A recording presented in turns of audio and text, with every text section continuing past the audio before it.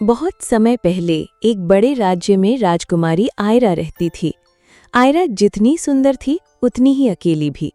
उसके महल में सब कुछ था, सोने चांदी के गहने, शानदार कपड़े और चमकते हुए झूमर, लेकिन उसके दिल में हमेशा एक खालीपन था। राजा और रानी ने उसकी शादी पड़ोसी राज्य के राजकुमार से तय कर दी थी, लेकिन आयरा उस राजकुमार से प्रेम नहीं करती थी। उसका दिल किसी और की तलाश में था। एक दिन महल के बगीचे में आयरा ने एक घायल मोर को देखा।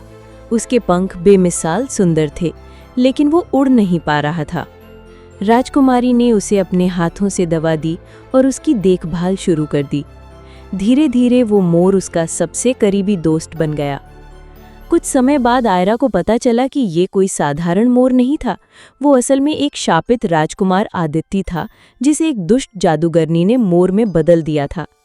शाप तोड़ने का एक ही तरीका था, सच्चे प्रेम की शक्ति। ये एक दिन खुद राजकुमार राजकुमारी को बताता है जब वो रात को अपने असली रूप में आता है। राजकुमारी आयरा और मोर राजकुमार आदित्य का प्रेम गहरा होता गया, लेकिन जब राजा को ये बात पता चली तो वो बहुत क्रोधित हुए। उन्होंने आयरा को चेतावनी दी, एक मोर कभी तुम्हारा जीवन साथी नहीं बन सकता। फिर भी आयरा ने हार नहीं मानी। उसने उस जादूगरनी को ढूंढने का साहसिक सफर शुरू किया।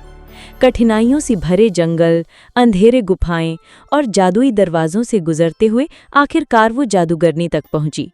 आयरा ने उससे विनती की, मेरे प्रिय को मुक्त कर दो। जादूगरनी हंस पड़ी।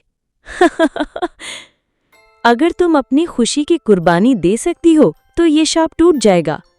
राजकुमारी आयरा ने बिना सोचे समझे कहा, मैं अपना सब कुछ त्यागने को तैयार हूं, बस आदित्य आजाद हो जाए। उसकी सच्चाई और त्याग देखकर जादूगरनी का दिल पिघल गया। शाप टूट गया और मोर फिर से इंसान बन गया। राजा और रानी को भी एहसास हुआ कि असली राजसी खून महलों और खजानों से नहीं, बल्कि सच्चे प्रेम और त्याग से पहचाना जाता है। आखिरकार आयरा और आदित्य का विवाह हुआ। दोनों ने अपने राज्य को न्याय और करुणा से सजाया और उनके प्रेम की कहानी पीढ़ी दर पीढ़ी सुनाई जाती रही।